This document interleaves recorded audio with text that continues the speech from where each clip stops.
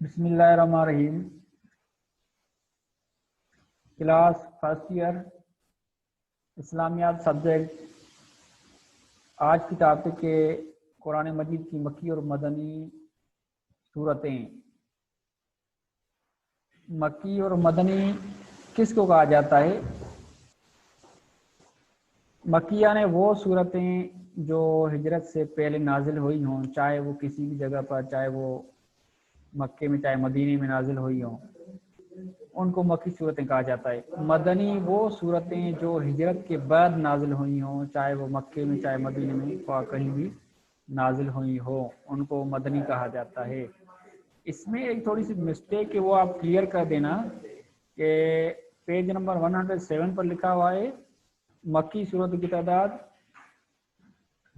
87، actually 86 ہے، آپ یہ لکھ لیں.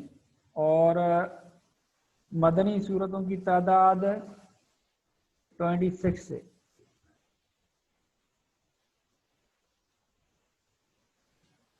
نہیں، پہلے جو آپ نے مکی صورتوں کی تعداد لکھی تھی وہ 86 لکھنا ہے، اور جو مدنی ان کی تعداد لکھنا ہے 28. یہ ٹوٹل ہو گئی 114 صورتیں. اور اس کے حوالے سے میں نے MCQ جو آپ کو سینڈ کیے تھے وہ بھی آپ یاد کرنا. اب ایک تھوڑا ان کی خصوصیات، یعنی کس قسم کی صورتیں مکی ہوتی ہیں، یعنی مکی صورتوں میں کس قسم کا مواد یا موضوعات یا عنوانات ہوتے ہیں، اور مدنی میں کس قسم کے عنوانات ہوتے ہیں. ہم اس کو تھوڑا بریفلی پڑھتے ہیں، وہ آپ یاد کر لینا اور اس کو انڈر لائن بھی کر لینا. خاص طور پر جو مکی صورتیں ہوتی ہیں نا، اس میں زیادہ تر عقائد کی باتیں ہوتی ہیں. توحید باری تعالیٰ کا اثبات یعنی توحید پر زور دیا گیا ہو، اور شرک کا رد یعنی شرک کو ریجیکٹ کرنا، اور کائنات پر تدبر، غور و فکر، بت پرستی، شرک کی مذمت، اس طرح کے جو احکام ہیں وہ اس میں بیان کیے جاتے ہیں مکی صورتوں میں. اور جو مدنی صورتیں ہوتی ہیں اس میں خاص طور پر عبادات، معاملات، حلال اور حرام کے احکام، فرائض، واجبات، ممنوعات، منہیات. ممنوعات جو چیزیں روکی گئی ہوں، منہیات بھی جس سے روکا گیا ہو.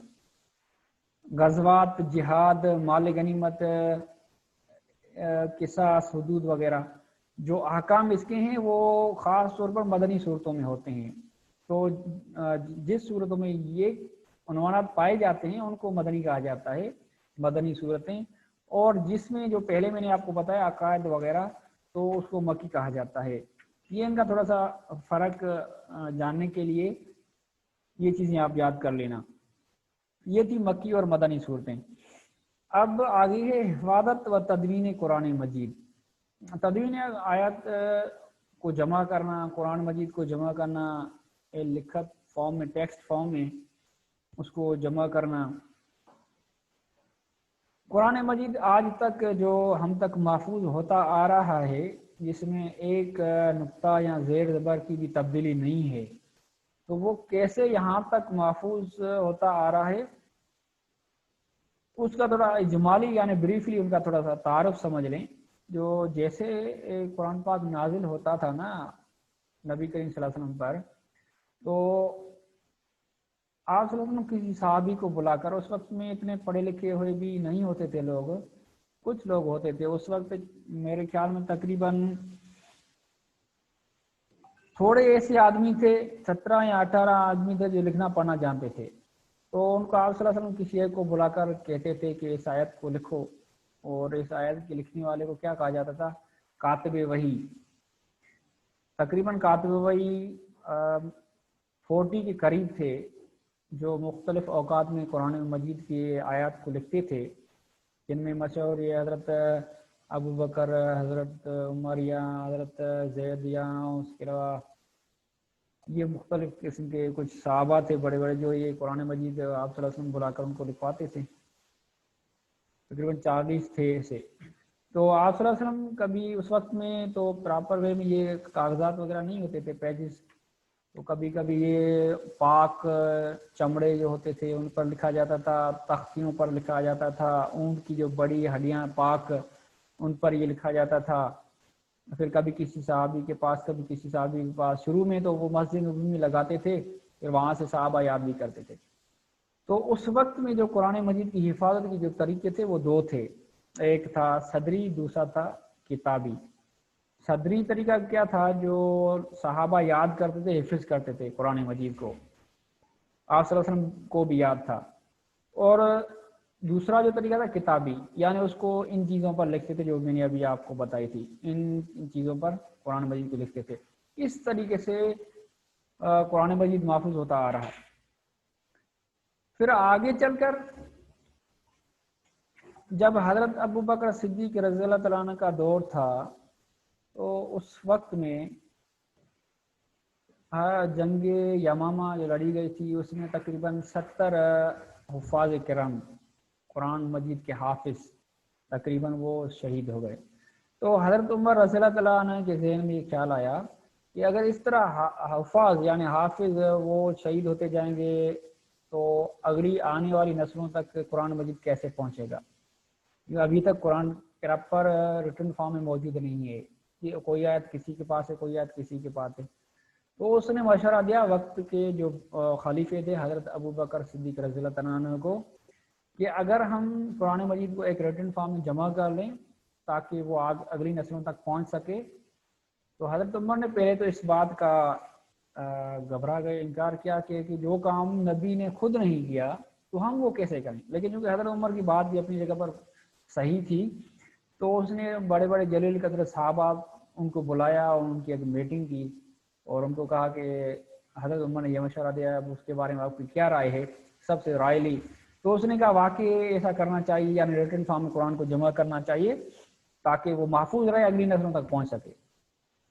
اور ویسے بھی اللہ تعالیٰ کو یہ باتیں کرانی تھی، اور اللہ نے قرآن میں اس بات کا بیان کیا ہے کہ اِنَّا نَحْنُ نَزَّلْنَا الذِّكْرَ وَإِنَّا لَهُ لَحَافِظُونَ، کہ ہم نے اس قرآن کو نازل کیا ہے، اب اس کی حفاظت کا ذمہ بھی ہمارے اوپر، یعنی اللہ اس کو محفوظ رکھے گا قیامت تک. یہ ذمہ اللہ نے کیوں لیا اور یہ اللہ تعالیٰ نے اس کو محفوظ ہونے کا کیوں بتایا کہ اس کی حفاظت؟ حالانکہ پہلے بھی کتاب تھے، ان کے لیے نہیں کہا انجیل، تورات، زبور. تو اس لیے کہ ان کے بعد وہ کتاب آنے والی ہے، آخری کتاب، اور اس کتاب کے بعد اور کتاب آنے والی نہیں ہے، کوئی کتاب آئے گی نہیں. تو اس لیے ضروری ہے کہ اس کو محفوظ کیا جائے. اگر یہ بھی تبدیل ہو گیا تو اور کوئی کتاب ایسی آئے گی نہیں جو وضاحت کرے، جو اصلی شکل میں ہو. اس لیے جو آخری کتاب ہے وہ اصلی شکل میں اور محفوظ ہوگی، جو پہلے کتابوں کے احکام کو بھی کچھ احکام کو بھی بتاتی ہے اور ان کی تصدیق بھی کرتی ہے. یہ قرآن مجید جو تورات، زبور، انجیل نازل ہوئے تھے، ان کی یہ کتاب تصدیق کرتی ہے کہ یہ کتاب، وہ کتاب اپنی جگہ پر صحیح تھے، وہ ٹھیک تھے. لیکن آج کل جو لوگوں نے ان میں تبدیلی کی ہے، تورات، انجیل، زبور میں، زبور تو یہ موجود ہی نہیں، انہوں نے اپنی طرف سے ایسی کتاب بنا لی ہیں اور انہوں نے اس میں تبدیلیاں بھی کی ہیں، اپنی طرف سے انہوں نے احکام بھی ایڈ کر لی ہیں. وہ غلط. وہ ہمیں کیسے معلوم ہوا؟ کیونکہ قرآن مجید جو بات کرتا ہے اور ان کی تصدیق بھی کرتا ہے کہ وہ کتابیں صحیح تھی، تو یہ کیسے ہو سکتا ہے کہ وہ کتاب اس قرآن کے اپوزٹ ہو؟ اب مثال اس میں لکھا ہوا ہے کہ 3 خدا تھے مثال کے طور پر عیسائیت کے، اب قرآن کہتا ہے 1 خدا ہے. تو معلوم ہوا کہ انہوں نے اس میں تبدیلی کی ہے، ان کو اپنی خواہش کے مطابق اپنے احکام اس میں ترمیم اور امینڈمنٹ کی ہے. تو اس لیے یہ کتاب اپنی جگہ پر محفوظ ہے. اللہ تعالیٰ نے اس کے لیے کہا ہے کہ ہم اس کو محفوظ رکھیں گے، کوئی بھی اس کو تبدیل نہیں کر سکے گا. لاکھوں اور کروڑوں کوشش کرنے کے بعد بھی نان مسلم یا جو ان کو تبدیل کرنے کی کوششیں، سازشیں کی، وہ ناکام گئی. ابھی تک وہ اپنی جگہ پر محفوظ ہے. تو اس لیے حضرت عمر رضی اللہ عنہ کا مشورہ حضرت ابو بکر نے، صحابہ نے کہا کہ ٹھیک ہے، اس پر عمل کیا جائے. پھر حضرت ابو بکر رضی اللہ عنہ نے ایک کمیٹی بھی بنائی جس کا کام یہ تھا کہ جو مختلف جگہوں پر صحابہ کے پاس آیت ہیں وہ کلیکٹ کر کے اور ان کی ویریفیکیشن صحیح طریقے سے کر کے اور گواہوں کے ساتھ کہ یہ آیت ہے وہ صحابی کا کہ میں نے فلاں صحابی کے سامنے نبی کریم صلی اللہ علیہ وسلم سے سنی ہے، تو اس صحابی کا واقعی ہم نے یہ نبی کریم صلی اللہ علیہ وسلم نے آیتیں سنی تھی. پھر ان کو جمع کیا گیا اور حدیث کو الگ کیا گیا کہ یہ بات نبی کی قول ہے، بات ہے، اور یہ بات کلام اللہ ہے، اللہ کی کتاب ہے.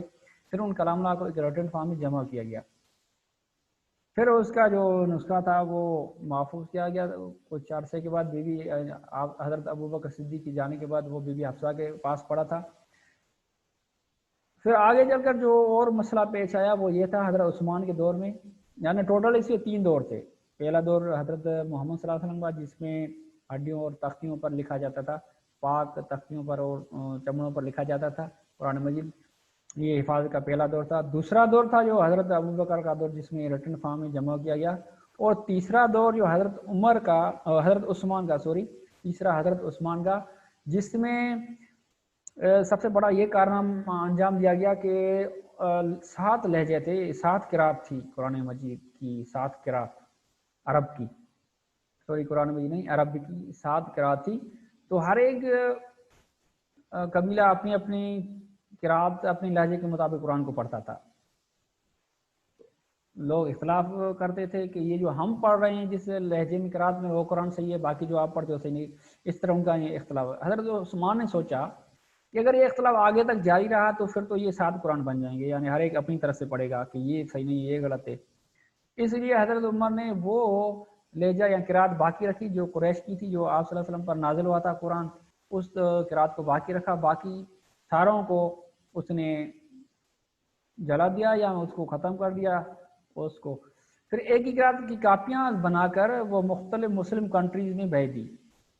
تو آج تک جو قرآن ہمارے پاس موجود ہے یہ وہی ہے جو ایک قرات پر جمع کیا گیا تھا.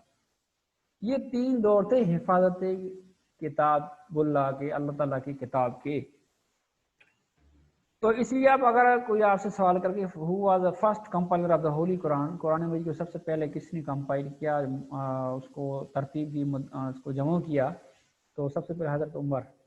پھر اگر اس کا کہا جائے قرآن کو ایک ہی کاپی ایک ہی قرات میں بنا کر مختلف کنٹریز میں کس نے پھیلایا اور بھیج دیا، وہ جواب ہوگا حضرت عثمان.